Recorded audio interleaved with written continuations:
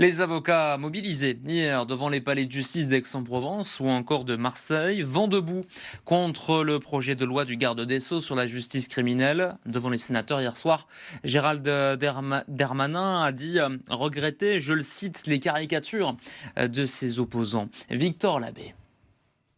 Baptisé Sanctions utiles, rapides et effectives, ce texte porté par le ministre de la Justice, Gérald Darmanin, vise à désengorger les cours d'assises et réduire les délais des jugements.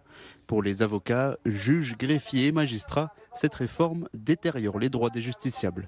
Il ne peut pas y avoir de justice criminelle qui juge en 1 heure sur la base d'un aveu et d'une négociation. Il faut que le procès criminel, ça reste un procès dans lequel on prend le temps de disséquer les faits. Des procès plus courts, sans témoins ni experts, le monde judiciaire craint avec ce projet de loi une justice plus rapide mais moins protectrice. Bien évidemment qu'on a conscience que les délais sont beaucoup trop longs, ils sont trop longs pour les auteurs, ils sont trop longs pour les victimes.